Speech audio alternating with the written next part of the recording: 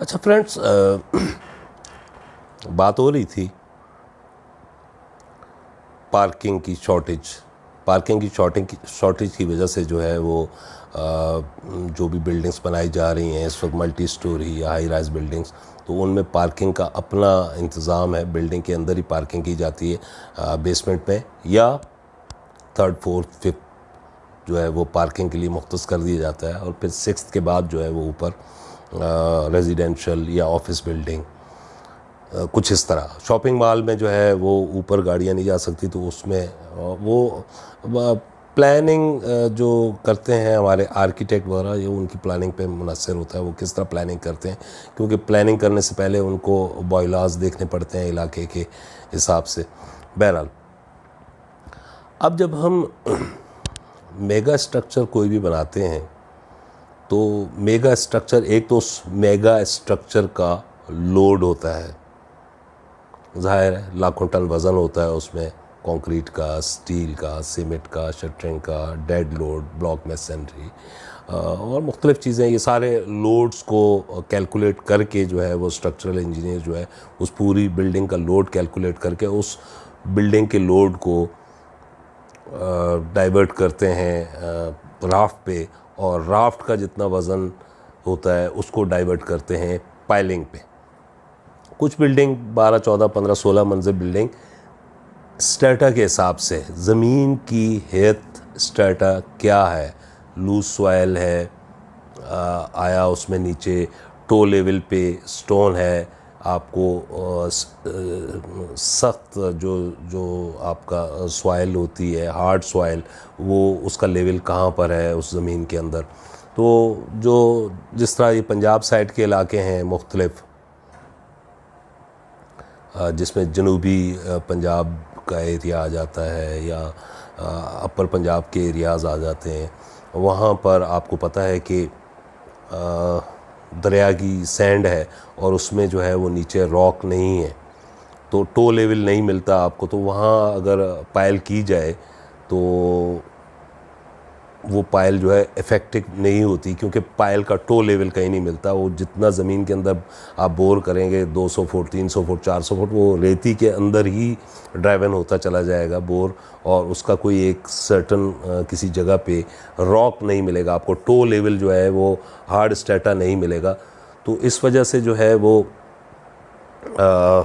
इन areas में mega structure ममनू है,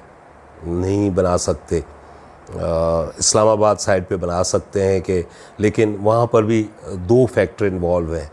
अगर आपका टो लेवल रॉक के ऊपर मिल जाता है आपको, ज़ाहिर है नीचे पहाड़ भी हैं, ऊपर से आप बोर करते हैं तो कहीं ना कहीं उसका आपको हार्ड स्ट्रेटा मिलेगा, जहाँ टो लेवल, जहाँ वो हार्ड हो जाएगी ज़मीन, तो पायल जो है वो जाकर उस हार्ड स्ट्रेटा पे रुक जाएगी। तो सारा लोड बिल्डिंग का जो है वो ट्रांसफ़र होता राफ्ट से होता हुआ वो ट्रांसफ़र जो है वो ग्राउंड में से शिफ्ट हो जाता है नीचे तक। तो लेकिन इस्लामाबाद में पहाड़ों में, क्योंकि अर्थक्वेक जोन है, अर्थक्वेक की वजह से जो है वो मल्टी स्टोरी या मेगा स्ट्रक्चर जो है वो थोड़ा सा अवॉइड करते हैं कि ज़लज़ले की वजह से जो है वो इसमें मूवमेंट बहुत ज़्यादा होती है। तो लेकिन फिर भी इसको स्ट्रक्चरल इंजीनियर डिज़ाइन करते हैं, उसकी जो भी इफ़ेक्टिव मूवमेंट होती है उस मूवमेंट के हिसाब से उसको स्टील वगैरह डिज़ाइन करते हैं। आजकल स्टील भी जो है वो अर्थक्वेक जोन के लिए स्पेशल स्टील A706 जो है वो बनाना शुरू कर दिया मुख्तलिफ़ कंपनीज़ ने। तो मैं ऐसे इलाकों की बात कर रहा हूँ जहाँ पर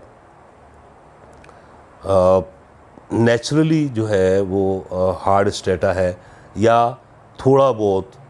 20, 30, 40, 50 फुट के बाद एक टो लेवल मिल जाती है। अगर आप पायल वहाँ पर डालते हैं तो वो पायल जाकर किसी हार्ड स्ट्रेटा पे रुक जाती है। उस हार्ड स्ट्रेटा पर फिर वो पायलें जो है वो ड्राइवन कर दी जाती हैं, बंच पायलों का जो है वो ड्राइवन कर दिया जाता है। आप देखें कि जो ब्रिजेस बनते हैं, ब्रिजेस पे जो पायलें डाली जाती हैं, ब्रिजेस कहीं पर भी, दरिया पे भी बनते हैं, समंदर में भी बनते हैं, हार्ड स्ट्रेटा पे भी बनते हैं, लूज स्ट्रेटा पे भी बनते हैं। तो जो ब्रिजेस के नीचे जो पाइल्स डाली जाती हैं, ब्रिजेस के नीचे जो पाइल्स होती हैं, वो पाइल्स फ्रिक्शन पाइल्स कहलाती हैं। उन पाइल्स को स्पेशली जो है वो फ्रिक्शन के हिसाब से डिज़ाइन किया जाता है। फ्रिक्शन का मतलब ये है कि वो पायल नीचे और ऊपर दोनों तरफ मूव करती है। तो जब ब्रिज बनते हैं तो ब्रिज के नीचे जो पायल होती है, ब्रिज के ऊपर आपको पता है कि लोड गाड़ियों का जाता है, तो वो लोड जो है मूवेबल लोड होता है। वो किसी गाड़ी में ज़्यादा होता है, किसी में कम होता है, कहीं 4 गाड़ियाँ इकट्ठी एकदम लोडिंग जा रही होती हैं। तो जो ब्रिजेस के नीचे जो पायल्स डाली जाती हैं वो फ्रिक्शन पायल कहलाती हैं, लोड पायल नहीं होती वो। लोड पाइल्स जो हैं वो मेगा स्ट्रक्चर के नीचे डाली जाती हैं और वो उस जगह पे पाइलें डाली जाती हैं जहाँ पर आपके सुपर कॉलम्स जो हैं वो खड़े होते हैं, राफ्ट में से निकलते हैं, कॉलम आपने पिक करने होते हैं। तो जो पिकअप कॉलम वहाँ से जहाँ से राफ्ट से खड़े होते हैं, उस कॉलम के आसपास जो है वो बंच पाइलों का बंच 8, 10, 15 वो लोड के हिसाब से, देखिए वो मैं और आप नहीं डिज़ाइन कर सकते, वो स्ट्रक्चरल इंजीनियर डिज़ाइन करते हैं उसको। पायल का डायामीटर भी वही डिज़ाइन करते हैं। 2 फीट की पायल देनी है, 2.5 फीट की देनी है, 3 फीट की देती है, 1 मीटर की पायल 3.25 फीट की देनी। तो ये इसका जो डिज़ाइन होता है, इसका रेनफोर्समेंट का डिज़ाइन, इसकी कंक्रीट का डिज़ाइन, इसका डायामीटर, इसकी इफ़ेक्टिव लेंथ, बोर, ये सारी चीज़ें डिसाइड करते हैं स्ट्रक्चरल इंजीनियर। अच्छा, वो किस तरह डिसाइड करते हैं, उसके लिए भी पहले बोर किए जाते हैं, टेस्ट बोर किए जाते हैं खाली प्लॉट के अंदर। जब बिल्डिंग का एक फिजिबिलिटी बनाई जाती है कि बिल्डिंग जो है वो इतने स्टोरी की हमने बनानी है, यहाँ पर आया इस प्लॉट की सॉइल इस काबिल है कि इसके अंदर हम 40 मंजिल या 30 मंजिल, जो भी ऑनर की रिक्वायरमेंट होती है कि भाई मैं 40 मंजिला यहाँ बिल्डिंग बनाना चाहता हूँ, तो जो हमारे स्ट्रक्चरल इंजीनियर होते हैं उसको वो वहाँ पर टेस्ट बोर करते हैं और उन बोर्स में से बोर लॉग बनता है और मुख्तलिफ मौके पे हर 1 फीट के बाद, 1.5 फीट के बाद ज़मीन के सैम्पल्स, सॉइल के सैम्पल्स कलेक्ट किए जाते हैं कि किस जगह पर सिल्टी सैंड है, किस जगह पर सैंड है, किस जगह पे लूज स्ट्रेटा है, किस जगह पे हार्ड स्ट्रेटा है, किस जगह पे स्टोन आता है। वो साथ साथ उसका एक चार्ट मुरतब किया जाता है और उस पर लिखा जाता है।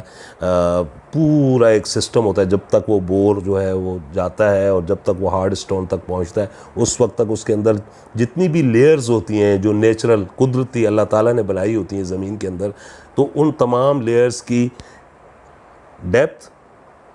फ़र्ज़ करें सबसे ऊपर जो है वो लूज़ सॉइल पड़ी हुई है 10 फीट, तो वो अपना जो बोर लॉग बनाएंगे उस बोर लॉग में वो लिखेंगे ऊपर से कि 10 फीट जो है वो लूज़ सॉइल है। उसके बाद फिर वो ब्लैक सॉइल आ जाती है, तो वो लिखते हैं कि जी ब्लैक सॉइल है। अब वो कितनी बड़ी लेयर है वो बोर करते जाते हैं और साथ साथ सैंपल कलेक्ट करते जाते हैं, तो वो बताते हैं कि जी 5 फुट उसके अंदर जो है वो ब्लैक्स आ गई है, ब्लैक सैंड आ गई है। फिर उसके बाद ग्रे सैंड,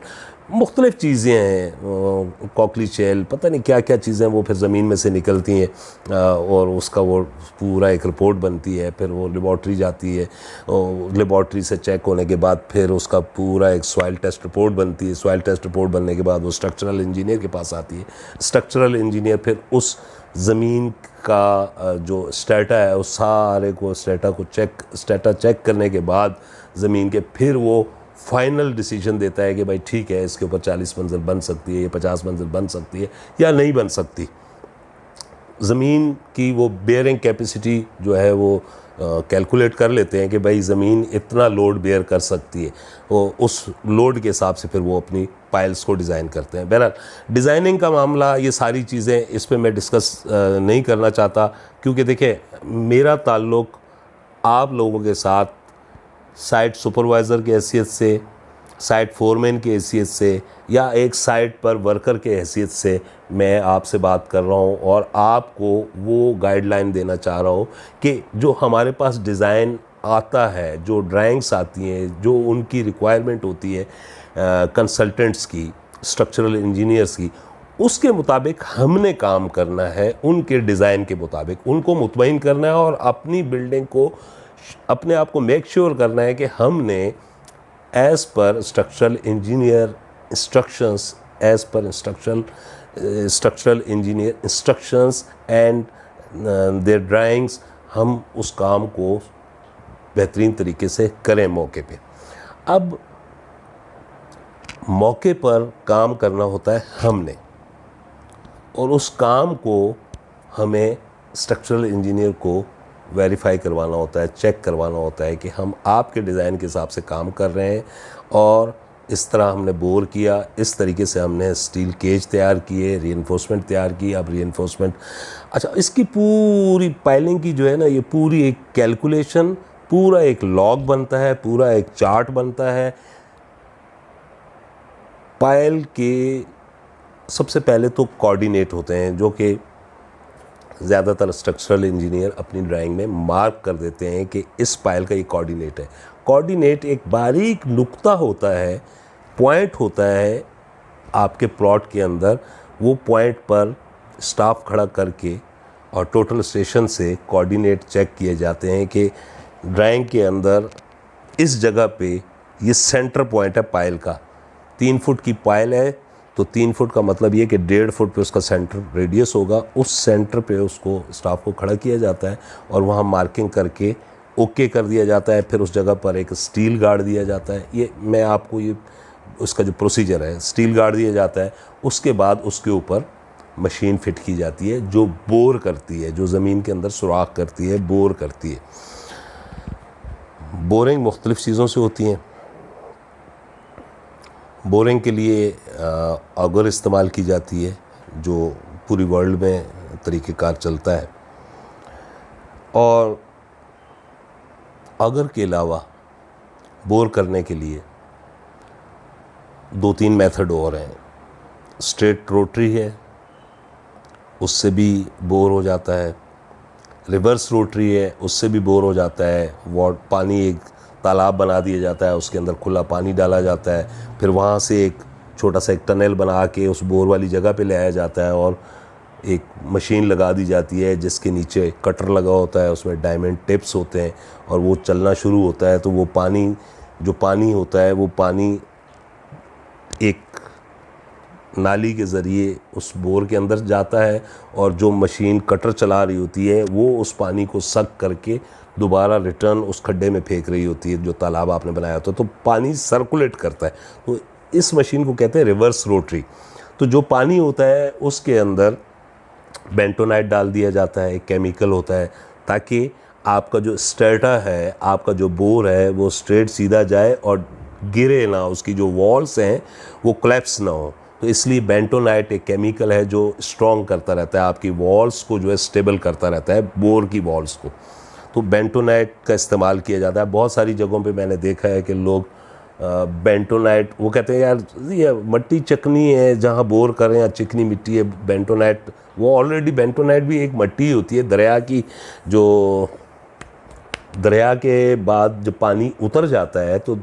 बिल्कुल पानी जब उतर जाता है तो दरिया के नीचे बिल्कुल तय में, जहाँ से पानी ख़त्म हो जाता है, दरिया सूख जाता है, तो वहाँ तय में आपने देखा होगा एक मट्टी की एक लेयर बनी होती है, बिल्कुल चिकनी मट्टी की पतली सी लेयर बनी होती है। ओरिजिनली वो बेंटोनाइट होता है। तो वो कहते हैं कि ज़मीन के अंदर ऑलरेडी बेंटोनाइट है, क्या ज़रूरत है डालने की, लेकिन ऐसा नहीं है, बेंटोनाइट डालना चाहिए। बेंटोनाइट डालने से ये होता है कि आपकी जो बोर आपका हो रहा होता है, उस बोर की जो वॉल्स हैं वो स्टेबल होती जाती हैं। तो आपको कभी डर खौफ में आप मुब्तला नहीं रहेंगे। आप रिस्क ना लें कि आपकी वॉल्स, अल्लाह ना करे, आप बोर जो है वो आपका बोर है 130 फीट गहरा, ठीक है जी, आपने 80 फीट बोर, ज़ाहिर है बोर इतना आसानी से तो नहीं होता, उस पर इतनी बड़ी मशीनरी खर्च होती है, लेबर खर्च होती है, टाइम खर्च होता है। तो और फिर जब बोर क्लैप्स हो जाए तो समझ लें कि वो जो कोऑर्डिनेट, जो वो पायल वहाँ जहाँ करनी थी, वहाँ अगर अंदर बोर क्लैप्स हो गया तो अब उस पायल को आपने शिफ्ट करना है वहाँ से, क्योंकि वहाँ तो अब पायल हो नहीं सकती, वो बोर ही क्लैप्स हो गया। या तो फिर आप उसके अंदर दोबारा मट्टी भरें, उसको 2, 4, 6 दिन छोड़ दें, उसके अंदर खूब पानी दे के वो फिर नए सिरे से वो कॉम्पैक्ट हो। लेकिन लूज़ तो हो गया, स्टेटा तो लूज़ हो गया। जब आपने पायल बोर किया तो उसके अंदर एक वो स्टेटा ओरिजिनल कुदरती तो ना रहा ना, जो कुदरत ने इतने सालों से उस ज़मीन को तय दर तय बनती रही थी अल्लाह की तरफ से, वो तो डिस्टर्ब हो गई। तो आप फिर मसनूई तरीके से उसके अंदर मिट्टी डालेंगे और अपने बोर को नए सिरे से जो है वो ज़मीन को फिर काटना शुरू करोगे 2 दिन के बाद या 3 दिन के बाद या 4 दिन के बाद, जैसे जैसे आपको वक्त मिला। वक्ती तौर पे उस पायल को आप छोड़ देंगे और दूसरी जगह किसी और नए कोऑर्डिनेट पे दूसरी पायल खड़ी करना शुरू कर देंगे। तो बोर 80 फीट पे चला गया और वो बेंटोनाइट ना डालने की वजह से उसकी वॉल्स जो हैं वो स्टेबल ना हुई और बोर क्लैप्स हो गया, तो सारी मेहनत रहेगा चलेगी। तो बेंटोनाइट डालते रहा करें साथ साथ। तो बेंटोनाइट जो है वो पानी के साथ सर्कुलेट करता है और उस बोर के अंदर उसकी वॉल्स को स्टेबल करता रहता है और डायमंड कटर जो लगा होता है वो काटता चला जाता है। जो मुकर्रा इफ़ेक्टिव लेंथ होती है पायल की, उसकी जो टो लेवल, टो बॉटम को कहते हैं, जो पायल जहाँ जाकर रुकनी होती है, वो लेवल की मार्किंग, वो मैं अपने पिछले प्रोग्राम्स में बता चुका हूँ कि जगह जगह लेवल की मार्किंग कर देनी चाहिए। लेवल मार्किंग करने से आपके बहुत सारे मसले मसाइल खुद ब खुद हल हो जाते हैं। लेवल आपने मार्क किया हुआ, आपको पता है कि मैंने इस लेवल से इतने लेवल पे मेरा बेसमेंट का बॉटम है और बेसमेंट के बॉटम के बाद 6 फीट की राफ्ट है, 4.5 फीट की राफ्ट है, 5 फीट की राफ्ट है, यानी कंक्रीट है सॉलिड। फिर उसके बाद जो है इफ़ेक्टिव आपकी लेंथ शुरू हो जाती है पायल की इफ़ेक्टिव, यानी जिसके ऊपर फोर्स, जितनी भी आपकी बिल्डिंग की जो ताकत है, जितना भी प्रेशर है, जितना भी वो है, वो सारा उसके ऊपर लोड ट्रांसफ़र होता है, तो वो इफ़ेक्टिव लेंथ कहलाती है। तो इफ़ेक्टिव लेंथ से लेकर पायल की टो लेवल तक जो फासला बनता है वो इफ़ेक्टिव लेंथ कहलाती है टोटल, यानी पूरी इफ़ेक्टिव होती है जिसके ऊपर पायल के ऊपर। तो वो effective length design structural engineer देता है कि 100 फीट की इफ़ेक्टिव है, 80 फीट की इफ़ेक्टिव है, 113 फीट की इफ़ेक्टिव है, 127 फीट की इफ़ेक्टिव है। तो हमें फिर उसको मेंटेन करना होता है, यानी उस ग्राउंड से हमें पहले अपने बेसमेंट, कितने बेसमेंट हैं, 3 बेसमेंट है, 4 बेसमेंट है, प्लस राफ्ट है, प्लस उसके नीचे लीन है, फिर उस लीन के बाद पायल है, तो पायल कितनी नीचे है, वो सब चीज़ें डिज़ाइन उन्होंने दिया होता है। हमने सिर्फ उसको फॉलो करना होता है, उनके डिज़ाइन को, और उनके काम के मयार को देखना होता है। तो सबसे पहले मैंने आपको बताया कि कोऑर्डिनेट लगते हैं, कोऑर्डिनेट लगने के बाद वहाँ पर मशीन लगाई जाती है। अब वो कौन सी मशीन, आप किस प्रोसीजर से कर रहे हैं, रिवर्स रोटरी से कर रहे हैं, स्ट्रेट रोटरी से कर रहे हैं, अगर से कर रहे हैं, जो भी मशीन लगाएंगे आप बोर करने के लिए, उस मशीन को बिल्कुल वहाँ पर स्टेबल करेंगे, उसके जैक लगाएंगे, चारों मशीन के चारों कोनों पे जैक लगे होते हैं, और मशीन को हैंड लेवल से चारों तरफ से चेक करेंगे कि आपकी मशीन टेढ़ी तो नहीं लगी, आपकी मशीन टेढ़ी तो नहीं लगी। अगर आपकी मशीन बिल्कुल ऐसे भी लेवल में है, लॉन्ग वे पे भी लेवल पे है, हर तरफ से, चारों तरफ से आपकी मशीन लेवल में होनी चाहिए। अगर आपकी मशीन लेवल में नहीं होगी तो उससे क्या होगा वो भी सुन लें आप। उससे ये होगा कि आपकी जो पायल आपने ज़मीन के अंदर बिल्कुल स्ट्रेट प्लम में, मैं सॉल में यानी बिल्कुल स्ट्रेट ज़मीन के अंदर जानी चाहिए पायल आपकी, बिल्कुल ऐसे स्ट्रेट जानी चाहिए, ऐसे टेढ़ी ना जाए, ऐसे टेढ़ी ना जाए। तो जब आपकी मशीन जो बोर कर रही है वो बिल्कुल लेवल में लगेगी तो आपका जो बोर होगा, जो ज़मीन के अंदर सुराख होगा, वो बिल्कुल सीधा होगा, टेढ़ा नहीं होगा। जब बोर सीधा होगा तो आपका रीइंफोर्समेंट केज बिल्कुल सीधा अंदर जाएगा, प्लस फिर कंक्रीट बिल्कुल सीधी अंदर जाएगी, और फिर जो जितना बिल्डिंग का लोड मुख्तलिफ पायलों के ऊपर डिवाइड किया हुआ है वो पायल वर्टिकल, मैंने आपको अपने पिछले कुछ प्रोग्राम्स में मैंने आपको बताया था कि कॉलम जो है, पिलर, वो सीधा होगा तो वो लोड उसके ऊपर ट्रांसफ़र होगा, पॉइंट लोड, तो वो बिल्कुल इफ़ेक्टिव होगा। अगर आपका कॉलम टेढ़ा हो गया 1 इंच तो फिर वो कॉलम जो है वो लोड सही नहीं लेगा, वो मूव कर सकता है, समझ रहे हैं आप, ऐसे मूव कर सकता है। बहरहाल समझदार आदमी, ज़ाहिर है सिविल कंस्ट्रक्शन से जिनका ताल्लुक़ है, समझदार है, इतनी चीज़ें तो कुछ समझते ही हैं, लेकिन बहरहाल फिर भी होता है बास टाइम, बहुत सारे लोगों के जहन से चीज़ बात निकल जाती है। तो कोई भी मशीन बोरिंग की, पायलिंग के काम में सबसे पहले बोर होता है ज़मीन के अंदर, जो भी डायामीटर पायल का होता है उस साइज़ का बोर अंदर किया जाता है। सबसे पहले तो केसिंग डाली जाती है, केसिंग को पंच किया जाता है अंदर उस कोऑर्डिनेट के, यानी वो कोऑर्डिनेट जो लगा होता है वो रेडियस पे लगा होता है, पायल का जो रेडियस होता है उसके सेंटर में बिल्कुल मिड में लगा होता है, और उसके बाद फिर उस पर केसिंग जो है वो ड्राइवन की जाती है, अंदर ठोकी जाती है ज़मीन के अंदर 10 feet 15 feet 12 feet loose strata जितना ऊपर 10-12 फीट होता है तो उतनी केसिंग अंदर ठोक देते। उसके अंदर फिर बर्मा चलना शुरू होता है। वो बर्मा काटते काटते अब स्ट्रेटा के हिसाब से कहीं किसी जगह पे एक दिन में पायल बोर हो जाता है, किसी जगह पर 2 दिन में बोर होता है, किसी जगह पे 4-4 दिन लगता है, किसी जगह पे मैंने देखा 20-20 दिन भी एक बोर में हो जाते हैं खाली बोर करने में। उसके बाद फिर उसका मरहला बाद में बोर आप मेक श्योर हो कि बोर आपका बिल्कुल स्ट्रेट हो। अगर आपकी रोटरी रिवर्स रोटरी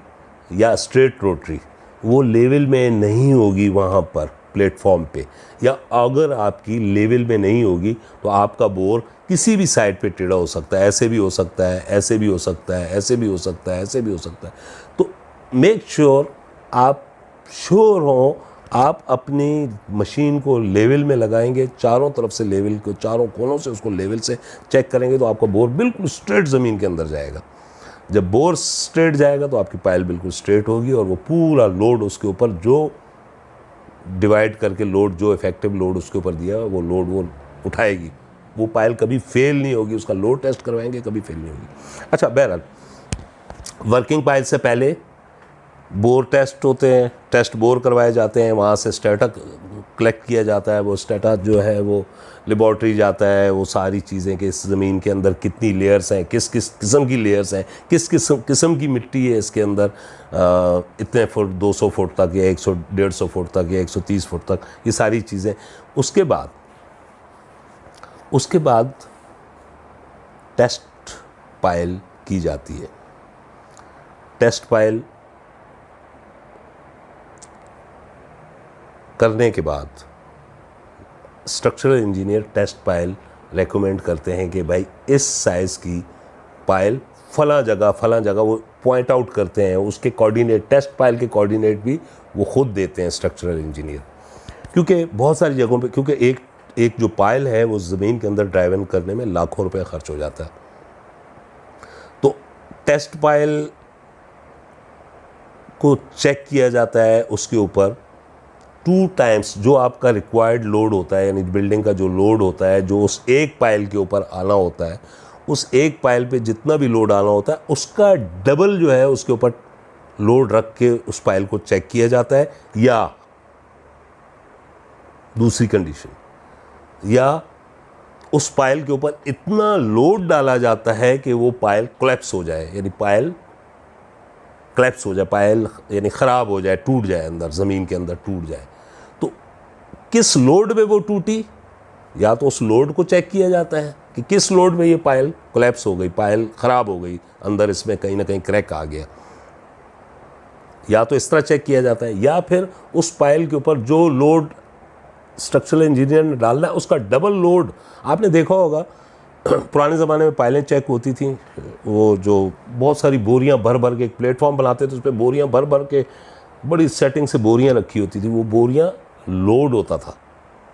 वो लोड डालते थे उसके ऊपर, पायल के ऊपर, जो उनकी टेस्ट पायल होती थी उसके ऊपर वो लोड डालते थे, और लोड जो है वो लोड से डबल लोड, जो रिक्वायर्ड लोड होता है उससे डबल लोड उसके ऊपर डाल के चेक करते थे कि भाई आया पायल जो है वो कोलैप्स तो नहीं हुई। टेस्ट उसके बाद होता था, लोड डालने के बाद वो सर्टन, अच्छा लोड भी जो है वो एकदम से नहीं, लिटरल लोड डालते हैं, एक्सियल लोड डालते हैं, लेकिन वो लिटरल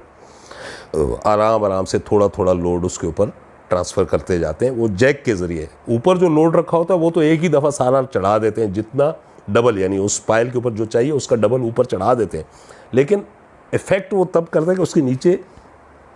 पायल की टॉप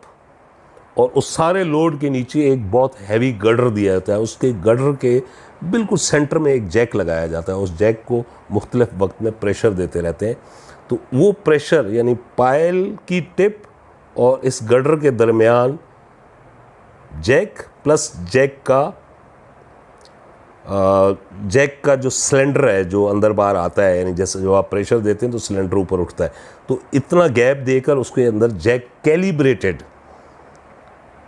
कैलिब्रेटेड, उसका कैलिब्रेशन सर्टिफिकेट, यानी उस जैक को कैलिब्रेशन किया जाता है सबसे पहले, कैलिब्रेशन करके उसका सर्टिफिकेट साथ होता है। वो सर्टिफिकेट उस पायल का जो जब लोड टेस्ट हो रहा होता है, उस पायल के ऊपर जब लोड दे रहे होते हैं तो वो साथ साथ नोट डाउन किया जाता है, उसका बाकायदा चार्ट बनता है, उसका बाकायदा ग्राफ बनता है। वो सारे टाइम के बाद जब उसकी बुक तैयार होती है उस टेस्ट पायल की, कि भाई इस टेस्ट पायल का ये साइज़ था, इसका बोर हमने इस वक्त शुरू किया, इस वक्त इसका बोर ख़त्म हुआ, इसका बोर करते हुए हमने मुख्तलिफ़ जगहों से सैंपल लिए, वो सैंपल ये थे। अब इसके अंदर हमने ये रीइंफोर्समेंट जो आपने बताया था हमने डाल दिया। इस वक्त पे हमारा बोर कंप्लीट हुआ, फिर हमने बोर चेक किया, जिस बंदे ने चेक किया उसके साइन, जिस बंदे ने उसकी टो लेवल यानी फीता अंदर डाल के टो लेवल चेक की उसके सिग्नेचर,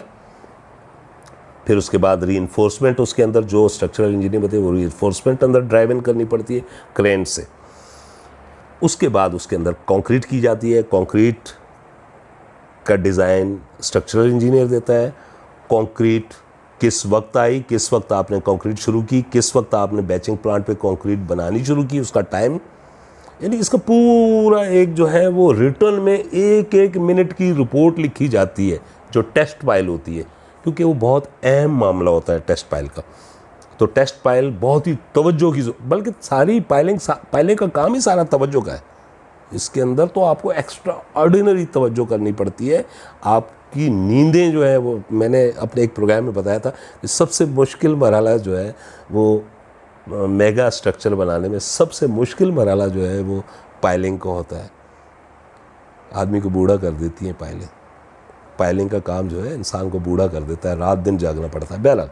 लेकिन दिलचस्प काम है, बड़ा मज़ा बहुत आता है। रातों को आपकी मशीनें चल रही होती हैं और रात में किसी कोई पायल तैयार हो जाती है, रातों रात आपको केज भी उतारना होता है, रातों रात आपको लॉग बुक भी बनानी पड़ती है,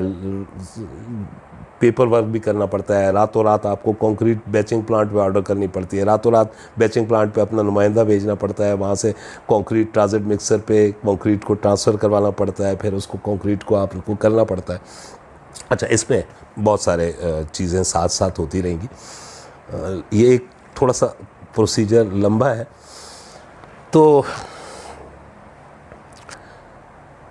मैंने आपको बताया टेस्ट पायल के बारे में कि टेस्ट पायल का फिर आखिर में टेस्ट पायल के ऊपर अल्ट्रासोनिक टेस्ट होते हैं, वो मुख्तलिफ़ किस्म के टेस्ट होते हैं, वो सारे इंजीनियरिंग इन्वॉल्व है उसमें। वो टेस्ट कंपनियां आती हैं, वो टेस्ट करके उसकी पूरी रिपोर्ट मुरतब करके वो स्ट्रक्चरल इंजीनियर के पास चली जाती है मुख्तलिफ़ टेस्टों की। उसके बाद फिर स्ट्रक्चरल इंजीनियर उस टेस्ट पायल के ऊपर जो हमने लोड दिया उसको मद्देनज़र रखते हुए अपनी बाकी पाइलिंग को डिज़ाइन करते हैं। किस साइज़ की करनी है, कितनी गहरी करनी है, रीइंफोर्समेंट क्या होनी चाहिए, कंक्रीट किस ग्रेड की होनी चाहिए, कितने मेगा पास्कल की होनी चाहिए, वो सारी चीज़ों का फैसला होकर आपके पास डिज़ाइन आ जाता है। टेस्ट पायल आपने कर दी, आप सुरखरू हो गए, उसके बाद बाकी पायलें आप बड़ी आराम से कर लेंगे। लेकिन सारी पायलें, जितनी भी पायलें होंगी वर्किंग पायलें, उनका प्रोसीजर यही है जो टेस्ट पायल का है, बल्कि टेस्ट पायल से भी ज़्यादा आपको एक्स्ट्रा ऑर्डिनरी केयर करनी पड़ती है पायलों के ऊपर। आपकी मशीन आपने लेवल में लगवाई, कीचड़ का काम है, पानी का काम है, पता ही नहीं लगा एक साइड से मशीन टेढ़ी हो गई, आप 2 दिन तक वो बोर करती रही, आपको पता ही नहीं है। जब बोर तैयार हुआ पता लगा जी आपने पायल भी अंदर डाल दी, क्योंकि ज़मीन के अंदर आप झांक के नहीं देख सकते कि आपका बोर सीधा है या नहीं है, और कोई ऐसा आला नहीं है जिससे ये पता लगे कि पायल स्ट्रेट गई है या नहीं गई है। ऐसा कोई आला नहीं है। ये मैं आपको बता दूं कि ज़मीन के अंदर सुराख, ज़ाहिर है ज़मीन है पूरी बंद है, उसके अंदर आपने गोल सुराख किया, उसमें आप अंदर डार्क है, आपको बल्कि हो ही नहीं सकता कि आप उसके अंदर चेक कर लें, आपको सॉल ही नहीं नज़र आएगी। अंदर पानी भी होता है, लूज स्टेटा होता है अंदर, तो आप नामुमकिन है कि आपको ये पता लगे कि आपकी जो बोर हुआ है, जो पायल का बोर आपने किया है, जहाँ आपने पायल ड्राइवन करनी है, तो